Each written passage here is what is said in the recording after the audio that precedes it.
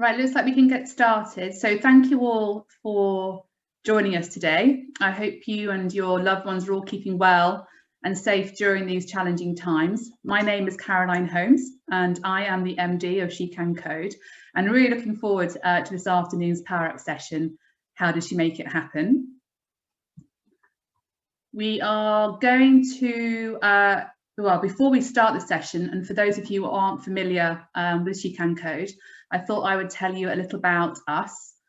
We are a platform with a big mission to close the tech gender gap by inspiring more women to enter, remain and excel in the tech industry. And we do this through our community, content and events. We also work with companies across all industry sectors to help them to attract and hire a more diverse workforce. Now, the Power Up event series focuses on inspiring and empowering more women to become leaders in the industry. This session today is all about female leadership and entrepreneurship. So now seems a good time to introduce you to our host, Libby Swan. Hey there, Libby. Hi, Caroline. Hi, everyone. So before Libby takes over for the Q&A, I'd like to tell you a little bit more about Libby. Libby is also a female founder of a company called Production, which she launched back in 2006.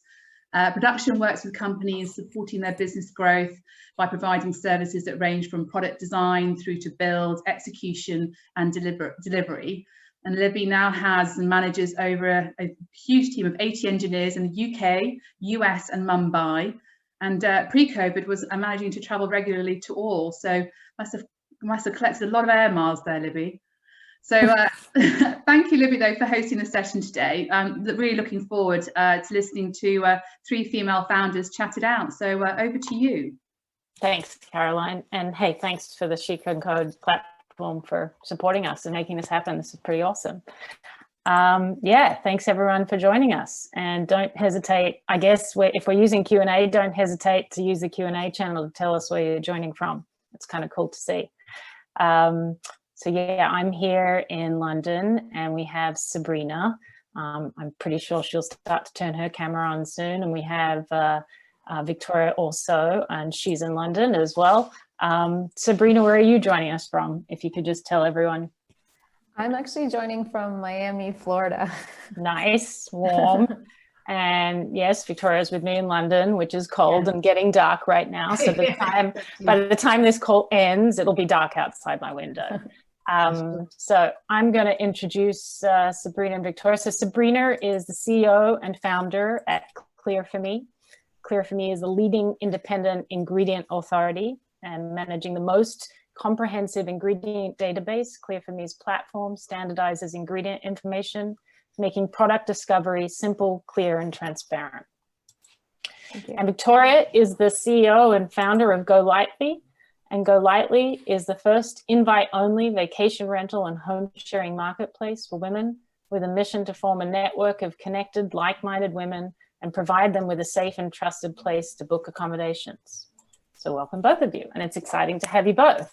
And everyone that's joined us today, I encourage you to kind of Google search these ladies' posters because there's been some great PR that these guys have received. Victoria, you were in Wall Street Journal last week, right? Yeah. That's great. That's great. Yeah, so I'm excited. I think anyone who's joining right now, you're going to see more of these ladies in the future for sure. So I think everyone's excited to hear how you got started. So I'm going to start with you, Sabrina. What was the event or situation that led you to start Clear4Me? Well, first of all, thank you, Libby, and thank you to SheCanCode for hosting this. Such an amazing opportunity, and really grateful for everyone that's joined this webinar and excited to get started. So the situation that led me to start Clear4Me was a not pleasant one. I don't come from a beauty background or, I use MAC makeup because my mom told me to, or my friends told me to use a specific lipstick, or my mom has Nivea in her cabinet. So that's what I use. Like, I was pretty passive consumer. But about 7 years ago, I developed a skin allergy around my lips. All of a sudden, the area around my mouth tightened up. started to, get itchy and red. And eventually the skin around my lips started to peel so much that I was getting staph infections on a weekly basis. And so it was this, traumatizing experience that was just came out of nowhere, like nothing changed. And I just was like, what's happening? So as you can imagine, I was really motivated to figure out what was happening. And I went through, the typical route where you go to a dermatologist, you do allergy testing, where they try to see if maybe there's something that you're allergic to. And I had some results that popped up in that experience.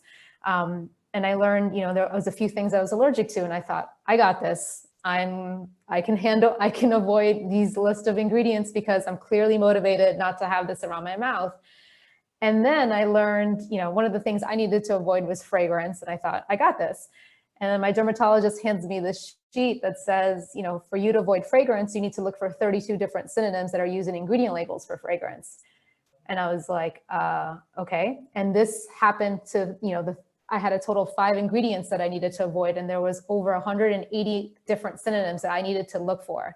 Now, this meant every single skincare product, every makeup product, every household product, every personal care, shampoo, anything you come across had an ingredient list that I was supposed to navigate and be able to find these synonyms. And obviously it was impossible. And it was the most frustrating experience because even knowing what I wanted to find, I realized I was unable to as a consumer. And even going somewhere safe, like a Whole Foods or a clean or natural organic store, I was still disempowered because I couldn't pick up a product and I couldn't understand the ingredient labels. And so that was what started Clear for me, was essentially making a tool or making a solution that makes it easier for customers to be able to navigate an ingredient list, but most importantly, to be able to create confidence whenever they're making a decision about what to buy.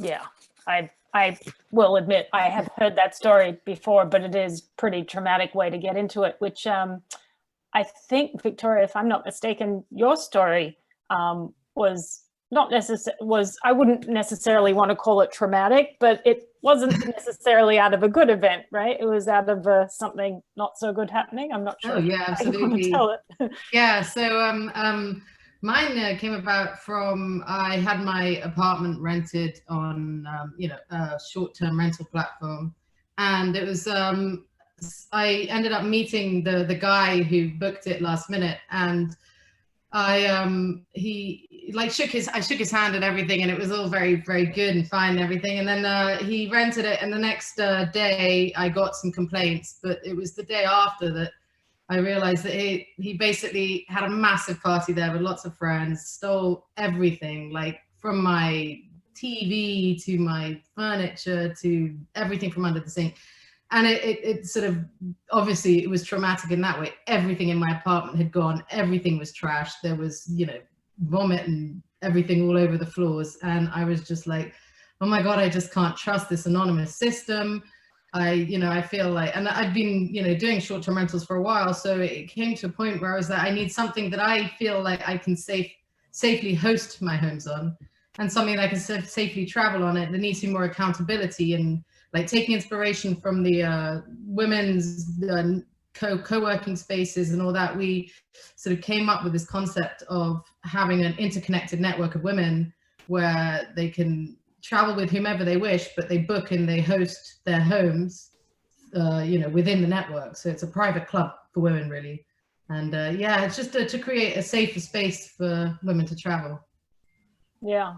Well, thanks. Thanks for sharing your journeys, even though they were quite traumatic ways of getting there. Victoria, maybe you can tell us a little bit more about the tech side, given this is a SheCanCode event and technology orientated for women in tech. Maybe you can tell us a little bit more about your build and launch journey. Yeah, we like the idea is one thing, and then to take it to a lot of research. I found that kind of really important. Got focus groups to help decide the best way to kind of launch this platform, and then pulled in a friend from the tech side of it, and he'd worked on interconnected databases, and it helped to build its like Neo4j. It's like a tech that creates the network effect on it. So we managed to build up the sort of MVP through that.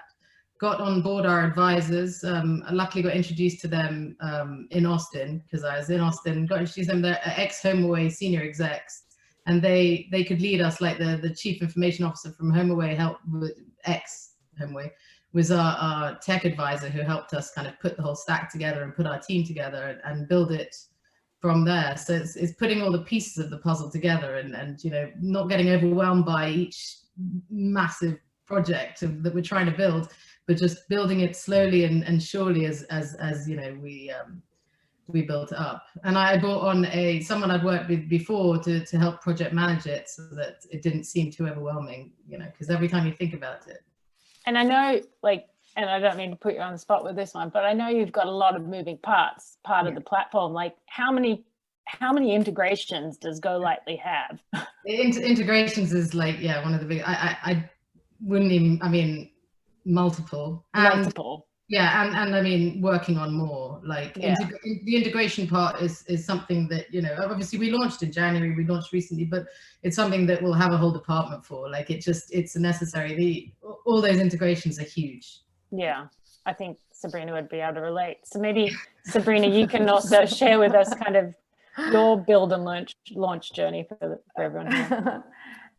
Yeah, I mean, I really echo a lot of what Victoria shared. You know, I don't come from a technical background either. And for me, you know, really the process was a bit of word of mouth. The more I actually shared what I was working on with different people, and sometimes it was the most oddest connection. This one was when, you know, one of my cousins who I hadn't seen in years, and ran into him and was sharing what I was working on, and he, you know, connected me to somebody he went to school with, and it turned into one of my, you know, he was my first advisor, and he's like he was a technical advisor, and he's somebody that has been with me from day one, really, about this idea. But having some, you know, being able to connect to somebody that had that technical know-how, even though he wasn't helping me build it, gave me a little bit of like superpower mojo whenever I was coming across different developers or different ways to build out my solution. And I went through different iterations. Like, we didn't land where we landed now. When we started, we were in a total different direction. But having my advisor, Mike, there was so great, because when I was going into meetings, I could, you know, I could understand from him, like, how to prepare, what do I really need to deliver? Because, as you know, with any technology build, if you're not clear about the exact thing you want in terms of how you want the experience to look like and how you want the solution to function and to work, there's a lot of ways to get from point A to point B, right? And if you're not going to lead that direction, then somebody else will. And so I think you go through that learning experience of how important it is to be clear. And I've definitely made a lot of mistakes, but having somebody that I could just turn to and be like, you know, this is what's happening, or, you know, how does this look, or can you review this code, was really instrumental for me. I think one of the things you said also is just, in terms of my experience as well, is just sharing and talking about things with lots of people, with sometimes the oddest of people. And it's getting comfortable with doing that as well, which I think is one of the keys, and just sometimes finding your way. It's the hardest part about like being an entrepreneur, is you always feel like you're alone in the journey, even though you're not. But one key thing is making sure you are constantly sharing what you're doing, some of the challenges you're facing right now, and what you think you need to do. Because especially on the technology side, the way that I got to the partner that we did with production was just sharing what I was working with, and then literally it falls into your lap when you put it out in the universe. Yeah. Not always the way you need it, but it shows up. Yeah, it's funny how these things happen, right? Yeah. So I guess back, to your point, Sabrina, in terms of challenges and blockers, I guess challenges and blockers along the way, practical, emotional, what have you faced and how have you approached them? I mean, I'll be honest, I faced all of them, I've faced my fair share, I feel like. And, one of those things that I mentioned is, as being an entrepreneur, you feel like you're just on your own island, right? And you're trying to get somewhere and you have this big vision. And I think, something that was it's easy to get your confidence shaken, especially when you're in the really early stages and you don't have revenue, or you don't have this like slew of customers, or you're not really that confident about your model. So for me, what I've learned and what I've picked up and I've gotten really like adamant on sticking to as a habit is figuring out ways to create confidence in my schedule, in the way that I approach things. So, one of the things that we do, and it's something now I've brought to my team, is a positive focus. So at the end of every day, I literally write down, what are 3 things that happened at the end of the day? Like what 3 things happened that day that were positive? Why were they positive, and what's the next step for it? And the reason that that's so crucial is because you can have so many days where you're like, you feel like you did so much, but then at the end of the day, you feel like you didn't get enough done. And it's so like deflating. And so I think like having tools like that embedded into my workflow has been really great in terms of building confidence. And to the same point of checking in, like I have, different people in my network, I just literally build it into my calendar to check in with them once a month. We like have it in the calendar. So even if I'm not meeting them, just to have it set up, it's helped me create confidence just because I'm sharing with them what's going on and building that network and sense of community that, we're all seeking when we're trying to, build something. So tools for confidence is kind of what I'm taking Yeah. away. Victoria, I guess blockers and challenges, and maybe I could take the question a little bit differently, but has there been a change in your approach recently with regards to how you've dealt with challenges or blockers, and what's been that change, and why have you made that change? Yeah, I mean, it's great to hear Sabrina speak, because I feel like so much of that is shared. It's like the same sort of journey, the same feelings, just going back to the last question, everything. It's great to even just hear other people say it. But as far as blockers, obviously starting a travel club, just 3 weeks, 4 weeks before COVID hit, it's been a huge impact. It had a huge impact on us. And at first, you get worried and you have that kind of doubt and self-fear. But then, we realized that it actually drove a lot of people to want the membership and want the connection and want the club that we were offering. And we grew well through it. We changed, we did mini pivots as we added parts relevant to the COVID situation, which obviously helped. We added extra cleanliness badges for properties. We added online social aspects where people could, people still dream of travels, people still want to travel, and people still booking, stays in road trips. And you just have to see these blockers as, I guess, not as blockers, but as little road bumps, and you have to go over them and come down the other side. And at the end of the day, look at the positive side of everything. That we were lucky that it grew us actually through it all. But looking at it from the start, you don't see it that way. You could see it as like, oh my God, it can overwhelm you. And so you just take bit by bit and step by step positive. I love that idea. Sabrina, I might steal it. Yeah. Sabrina, where'd you get it from? Where did you find it? I started doing this workshop called Strategic Coach, and that was something that I picked up. And so, that's my daily, but every week we start, when we do our weekly check, we have a daily check-in with my team, but every Monday morning we do, hey, what happened last week that was positive? And we actually share it from a personal standpoint, especially in this environment where everything's virtual, we're not seeing each other regularly, being able to say, hey, this personally happened, that was great and positive, versus just saying, hey, how was your weekend? Everyone's like, great, it was good. You hear the same thing. And this kind of dives into deeper for us to be able to connect on something positive. So there's a lot of ways you can do it personally, professionally, as a team. And I think it's really impactful, and it does a lot for us. I saw at the end of my day in pandemic, I discovered I love tools, right? I'll always gravitate towards tools and frameworks. And during the pandemic, I discovered through listening to Tim Ferriss' podcast, he has morning rituals and evening rituals. And in the evening rituals, if you Google Tim Ferriss evening rituals, you'll find it. In the evening rituals, he'll be list 3 things amazing that happened today. And then what would make tomorrow even better. So kind of fairly similar. I guess, Victoria, what have been the events along the way that have kind of told you that you're moving in the right direction. And I'm not sure if either one of you heard of Matthew McConaughey's new book, Green Lights, by any chance? No, he's got a book out. He's got a book out, Green Lights.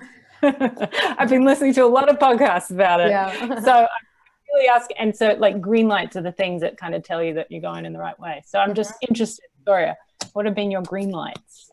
I mean, for us, it started early on. I mean, talking to other people and coming up with the idea and the mission and having focus groups that validate that, and then having advisors who worked in the industry who jumped on board. We were very lucky with that, and it validated a lot of what we thought the concept would be, and also helped us to shave off a lot of time with the experience they've had. We could introduce into what we're going forward with, and then obviously after launch, with the amount of people signing up, and everybody gives us a story or a reason they sign up, and we call every member so that there's a sort of personal touch to it, and love to hear their stories.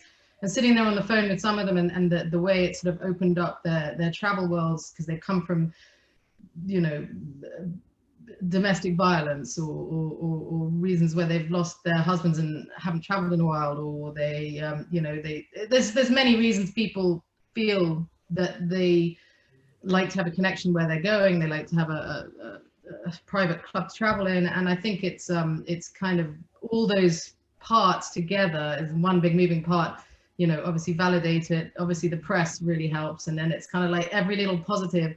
Again, get back to the positivity part of it. Every little positive you get drives you that little bit more, gives you that green light and pushes you forward. And I think, if you can look at things positively, and Sabrina, I'm sure this kind of like is part of that positive look, is like, if you can look at everything and see something positive in a day, it's kind of worth going forward the next day and making it better and taking that green light. And I see that as something that's kind of driven us all the way through. So just taking positives and moving forward with that. So nice, doubling down.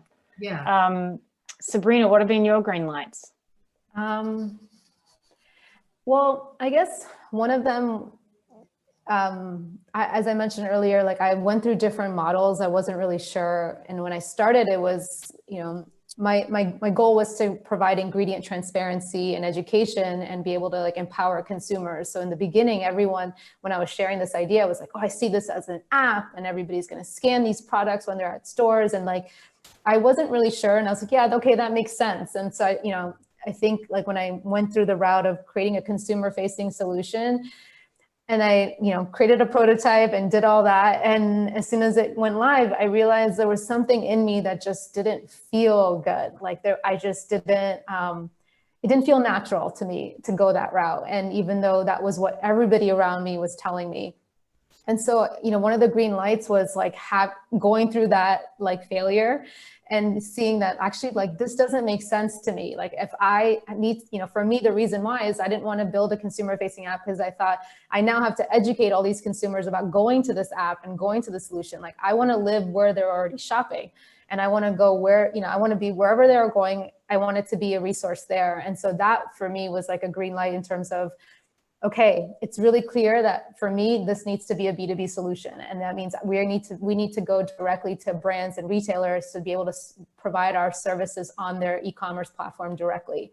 And so that was I think an event that I had that, essentially being able to get to a model that intuitively felt right for me and felt something that like I was really excited about was something that was one of those things.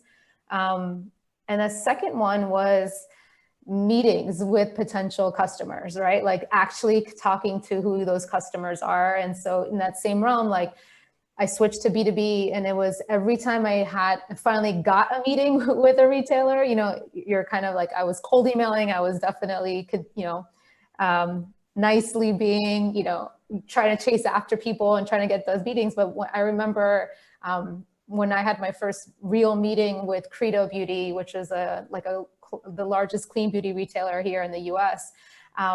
And it was a virtual meeting. And I created a clickable demo to show them what my vision was for how like Clear for Me could actually impact their customer search experience related to ingredient education and filters and being able to personalize their search on Credo's website. And that meeting, like I remember it was virtual, and as I mentioned, and they started to walk up to the video monitor, like because it was actually in a conference room, they had it up on the TV, me speaking with the whole team, and they started to walk up to the monitor to see the demo more.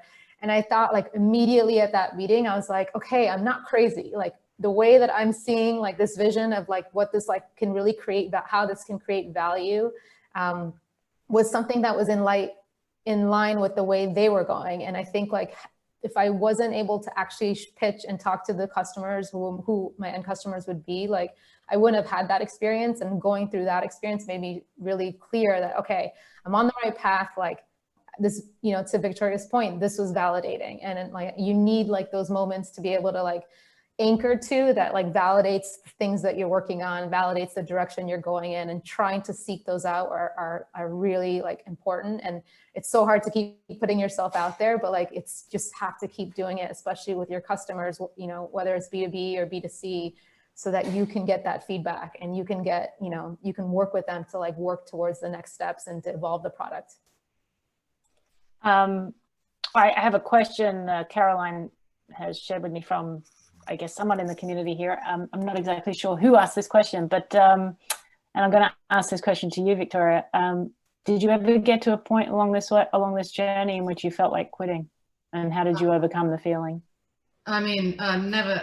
Launched end of January. I haven't really had the chance to think about quitting as such, but you know, I think when you have a lot of belief in what you're doing, it's you know, if there was ever going to be a time, it would have been through COVID, I imagine. But you know, as you get these mini validations and just little, again, going back to the green lights, you know, those kind of things, they drive you to get up every day and keep on going, you know. And it's, I guess that's the kind of the part of the startup mentality. It's like, okay, now what do we do?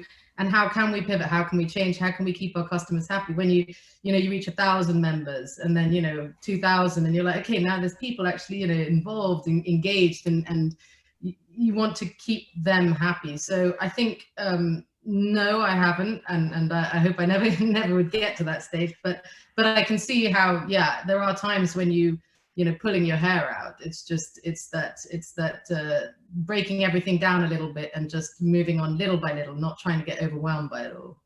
That's how I dealt with any sort of, you know, worry. Yeah. Hey, Sabrina, did you ever get to that point, or have any of those moments? I did. How did you overcome them? I did. I was basically, when that kind of pivot I mentioned, where I was B2C and switching to B2B, I had, you know, one retail customer. I was going, you know, I thought it was great, but like, I wasn't getting traction to get more. And so it was one of those things where you know, I said, okay. And this was a huge pivot, like a huge like turning point, was being able to say, okay, I'm going to give myself 3 months. And I'm going to say, you know, in 3 months, I'm just gonna, you know, if I don't get, you know, buy-in from one other retail partner, then I just know, like, okay, I need to, like, you know, I'm going to move on to something else. And I wasn't sure what that was, but for me, being able to like, just have that goal, actually, it was really great, because I basically, like, I removed all the fluff of the other things that I work on. Like, right, there's so many things that you're doing all day long. And I was like, okay, just kind of honed in that I basically need to sell, and I need to be able to get a yes. So that means I stopped being scared to like cold email the head of, you know, director of innovation at these massive conglomerates. I was, you know, creating like case studies for the CEOs of huge companies I was admiring. And then had a tracking thing, and I would see that he, you know, one of the CEOs was opening it up, and he opened it like 10 times. And I was like, wow, this is like happening, cool. Right? But I think having that like deadline and being able to then, like, you lose the fear of like putting yourself out there, made it work. And it's also an all or nothing situation, right? It's either that or bust, right? So it's like, you are kind of gonna go and email that CEO, right? Yeah. And I think the fear of like, okay, I'm gonna have to walk away if I don't get this goal, it changed my actions, but it also like really focused me on like what to work on and what to pursue. And you know, to Victoria's point, like things work out the way they're meant to work out. And it's, you know, it's never an easy thing. Like no one's business is like this like blanket success overnight, even though we see all these stories all the time. And even I get caught up in it and I'm like, wow, like, you know, these so-and-sos raised all this money, or they already have an exit. Like it's so easy to get caught up in that. On that note, how many years have you been working on Clear for Me now? Like if you think of the original idea. Yeah, I mean, where you are today. Yeah, so concept wise, like it's been 5 years. I think for the first 2 years, I was kind of half in, half out and working on a few other ventures. And then the last 3 years when after I had my second son, and something clicked, and all of a sudden I just kind of turned it on. And then now, you know, it's it's been really you've got two ventures going on, motherhood and this venture. So, yeah. How long has motherhood venture been going on also? 5 years. 5 years. 5 years and 5 years. They both complement each other. Yeah. Victoria, how long have you been going with Go Lightly now? We launched end of January, just as I say, 3 to 4 weeks before COVID, and Great. Oh well, that was okay. But we were working on about 14 months before that, maybe just over a year before that, and then launched. And you know, to Sabrina's point, it's not easy, especially before launch. I think, you know, when I talk about it now, I talk mainly from launch, like, you know, building up to, I think we're 5,000 members in 70 countries since launch. But getting to the launch point is the part where you come up with so much, and you know, it's like you just, you know, you're just working to. Our launch changed so many times because of, you know, getting things done and putting everything in the right order and ready to go. And eventually, we did just before COVID. But we've been lucky to have grown through that. Go Lightly is your second venture. Would you count it your second venture? Yeah. Yes. Yeah, I think more for the audience members, because it's been a swift journey, right? So it's like I think there's a correlation there. You've created a successful venture prior as well. So set up in 2001, and so, That's awesome. It's being able to take a lot of mistakes maybe and not do them again in the second venture helped a lot when you're sort of going to move forward in a venture like this. It definitely helps a lot. And you know, being able to deal with people and putting everything together, and you know, I'm sure Sabrina sort of sees that too. It's like, you know, she's got family too, which adds an extra leg to the journey, which must be amazing, you know. And being able to I guess juggle it all is incredible. Like, and it's fun, isn't it, Sabrina? It's fun at times too. It's like, you know, I think, you know, as I mentioned, like I had this idea before my kids, but once I really like actually had my kids and because I had both my boys back to back, as soon as I had that, I feel like it almost like my body chemistry shifted in terms of like, okay, I have a really finite number of like hours that I have to get everything done. And all of a sudden it created this it created this kind of fire under me in different ways, because I all of a sudden could like see clearer about the idea, about the B2B model, how to pursue it, the importance of it, especially, you know, as a woman, like we're like going through so many different things, like, you know, when we do get pregnant, when we do have babies, when we're aging, when we're, you know, different things that are going on. There's just, our bodies have so much going on, and like to be able to do something that can support women, that can provide confidence. Like I think, like to Victoria's model, like when you're building something that you know creates value for somebody that you are really connected to, and in this case, you know, both of our solutions, you know, primarily end up helping support women.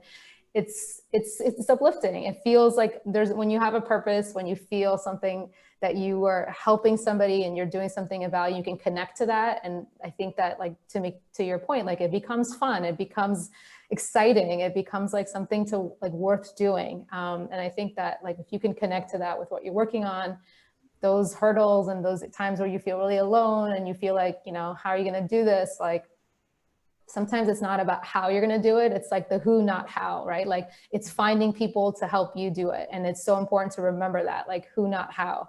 Like that's something that's been really important whenever I'm like, oh my God, how's this going to happen? And whenever I have that question, I realize, oh, I have to replace that with a who. That means I just need to find somebody or find a thing or find a tool, right? It's not always about hiring somebody, but yeah.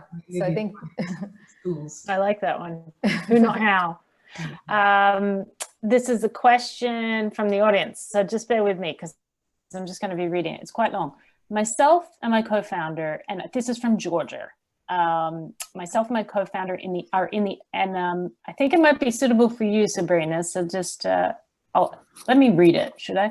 Myself and my co-founder in the early stages of creating a new kind of dating app. And it's become clear that we need technical advisors to get to the next stage, e.g. prototype funding to make it, find the right developer or CTO, et cetera, et cetera. So my question is, in the early stages of your business, how did you get technical advisors on board and what did you offer them in return? Okay. So I can sorry, and I can repeat any part of that if you need me to, sorry. No, I got it. For us, like, you know, it was, for us, you know, before meeting my technical advisor, like I was just trying to meet people that were connected to that space. So like I found somebody that was a graphic designer and I had a really good rapport with her. You know, we randomly met at a you know, like a tech meetup, and we started talking and, you know, just started connecting there. And then she introduced me to different technical people that we started working with. And I think like the key thing is like bringing on an advisor. I think, you know, to do that, you have to first figure out how you can build a relationship. And so how do you first build a relationship is to start a network and try to meet people. So, you know, sometimes it's about finding somebody within the vertical that's working on the idea who might not be technical, but just exploring that relationship because they might know somebody that's technical. And I know it sounds cheesy, but like, it's really just about sharing within your network to find somebody that might be, and it's not, you know, it doesn't have to be so cookie cutter that it needs to be a technical person that does apps, right? It could be a technical person that does enterprise solutions or, you know, so many different variants. And so I think you can just try to connect with somebody first, build that relationship, and then bring them on as an advisor. And because you kind of alluded to this before, so you alluded to again is really just speaking with a lot of people, shaking a lot of hands, networking a lot. And in networking, you're not necessarily offering someone to network with you, but you might be taking them for lunch and what have you. But I'm just going to come. So with the tech, and did I guess, or how did you get technical advisors on board and what did you offer them in return? Or did you do that, or was it more word of mouth and then, or networking with folks and then they just connected you with the right people? I mean, well, once I found somebody that had a technical background and what we did is we did like a trial dating period, right? We said, okay, let's like work together for the next few months. Like, and I think that's important too, because you don't know, like everyone says, like, you just don't know what's going to happen. You don't know how available somebody is. You don't know if like you're actually going to jive well in terms of working together. So I think if you find somebody, you know, set the expectation that, hey, let's date for a few months. Let's, you know, let's figure out what the cadence is. We're going to meet once you know, we're going to talk every 2 weeks, or we're going to meet once a month. And every month it's going to be for an hour. And I'm going to send you like my questions ahead of time, or the things that I'm working on ahead of time. So you're prepared, like you figure out what works for you, or it's just like a phone call check-in. And so for me, with my technical advisor, with Mike, like we really dated. We met, you know, we'd had that relationship. And after I knew that he, you know, it was working and I like was getting really valuable feedback, and he was feeling like I was actually taking the advice and like coming back to him with, okay, try this didn't work. And that was confusing. Like he felt invested in it too. Then we did set up an agreement. So, you know, it depends on what stage of your businesses they're in. There's like, you know, based on the early stages, like usually there's a standard like percentage that you give in terms of equity. I think in really early stages, it was anywhere between 0.75% to 1% was kind of the given standard. And so that was something that I followed. And, you know, it's we had the arrangement, it's a 4-year commitment with a 4-year vesting schedule. So, you know, and so, yeah, I kind of had a standard thing and he agreed and we had that in place and we've now, we're coming up. I think the dating app people will be very happy with that answer. And also you said dating. So it's like a kind of one-to-one. Victoria, I'm going to send this question your way. Being a female entrepreneur, what's it been like? Being a female entrepreneur. Yeah, because I guess the only alternative, well, there are many alternatives. Yeah. Transgender and male, but yes, you're female. So I think, yeah, talk from the female perspective. Well, I mean, being a female entrepreneur and running a female club, it's, you know, they're intertwined. So it's also the fact that, you know, yeah, we've seen some resistance in when we're trying to fulfill a need that protects the safety of women. It sometimes is, it's not that it's not received well, it's just not understood well when it's, you know, sort of men, for example, we're talking to about integrations, let's say, going back to integrations, is that we found a lot of resistance from, especially when we're early stage and we're saying, this is what we would like. And these big companies going, come back, you know, and like in some time, come back later. But we found like a lot of the female-led ones, or ones with female in a lead position, will very much understand our mission and help us. And I think that's the importance of networking and the importance of getting out there and talking. And talking's everything, and connecting and finding people. Because when you do, you find that the connections, like women like to help other women in business, especially like seeing women grow to lead positions it's exciting to see it, and it's exciting to help other women and be helped by others. And I mean, you know, there are also men out there who like to help as well, and you know, so, but yeah, being able to help others and being helped, we found that was very much at the early stages a big kind of barrier, maybe. Yeah. And then Sabrina, how do you set goals for yourself and then track progress towards it? Again, question from the community, not from me. Yeah, so this is one of those like kind of confidence builder ways that or initiatives that I look at it. So like every quarter, before each quarter, like as a team, we write down like what are measurable goals that we will actually, you know, work on and divvy up as a team, like who's going to be the person in charge of leading that project. So that's done on a quarterly basis for us as a team. And since we've been doing that, because when you're in a business or in a startup, there's so many things happening that I find myself, sometimes you feel like you can always be in a reactive state and you're always just kind of like, this thing pops up or this thing happens. And you know, it's tough to sometimes like take a step back and kind of look at things from like a high level or a zoomed out level. And I think when we do that on a quarterly basis ahead of time, it helps kind of like focus us as a team about what are the things we need to get to make happen by the end of each quarter. So it helps with that zoom out also? Yeah. I think so. Yeah. Victoria, is there anything, well, I kind of feel like I might know the answer to this question, but another question from the community is, what do you wish you knew at the beginning of your journey that you know now? God, I mean, that was so much. You knew a pandemic was going to happen? Wish I knew that, yeah, we might not be able to travel for months on end. Yeah, I mean, the really like being able to talk more about it and connect more at the beginning, you know, like I remember we jumped straight into a conference, for example, when we set up and connected with so many people who helped us, met, you know, so many people on the way who actually helped us in our journey. And that's something I guess I learned from the first experience of setting up something. So, and that's important, like to get out there and network. I think that's one of the most important things that you can always do more. You can always do more. And that's probably what I'd say is like, get out there more, get out there. Were you it's going to be a pandemic and it's going to stop you. Were you always good at networking, or was it something that you had to work at? I had to work at it. Like, I mean, I love meeting people, but sometimes I get sort of, you know, nervous about that. It's not the easiest thing to do at the beginning, you know, I find it hard.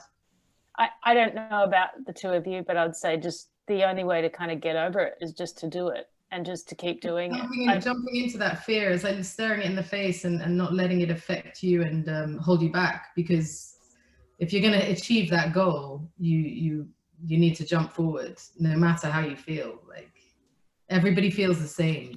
Yeah, I sometimes think I'm somewhat wired for optimism. I kind of get the sense that you two might be wired for optimism as well, which means that I think that like we might find it a little easier to throw ourselves in the fire than maybe some other people. But I also know that I have like a good support system. Like my husband is a great coach. I'm interested in kind of like who have been your support system. Like, so the people that you go back to at the end of the night, if you need to have a good cry or talk out a challenge with, who are those people in your life? I guess, Sabrina, yeah, who's that who are those people? Who's that person? Yeah, we have, I mean, I guess it varies. I think sometimes it's like different things happen for different, but I have a group of girlfriends that we have like a group text with. And so like, that's been fun just to be able to like share things that are happening, or share wins and also share losses, or just share updates and check-ins. And you know, I as well, I'm really fortunate. I have a great partner, my husband, and I think like just being able to like go back and just say, this is what's happening. Like sometimes it's nice to talk to somebody that just like is outside of your business and just, you know, and might not even understand it, but you just need to like say it. And so, yeah, I guess it's a mix of friends and a mix of family. It kind of depends on the situation. And Victoria, who's your go-to people? I mean, it's a similar thing. It's like I set up the last business with my brothers, so a lot of talk like to them and a big group of friends that I, you know, managed to talk to a lot. Some people going through the same thing when they're setting things up. But again, I even love the idea of like talking to people outside the circle, because it helps. It helps to like understand it. And sometimes people within the closest circle get bored of what the same old chat, the same old complaints. So yeah. And have either of you developed the practice of talking to yourself? I do in a way where it's kind of funny. Like I do in the sense that like sometimes something will happen or somebody will say something and I'll react, or I'll have this sense of like something that I know in my body feels like reactive, or I need to like, I get triggered a little bit by it. And I read, I listened to this podcast, just like I'm a big podcast person too recently. And this guy, Peter Crone, he's known as this mind architect. I don't know how, it's really cool, like a great podcast person to listen to. He's changed a lot of the ways that I frame things, but something he said that that's like really stuck. He's like, if you were the other person that you're talking to, and you would be doing or saying the exact same thing. And that's because if you were in their shoes, and if you had the things that have happened to them, or you had, made the things like events that have happened in their life, or certain ways that they've been treated in the past, or all of these things that have led them to this moment here, like you would be doing or saying the exact same thing.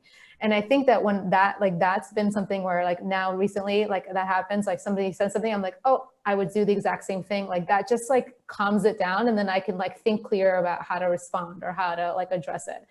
So I do things like that where I talk to myself around like, oh, like this is happening. Like I try to just like find ways to like get present in the situation. And it's really challenging, but yeah, I find that when I do it, like figuring out ways to remind myself to do that has been good for me.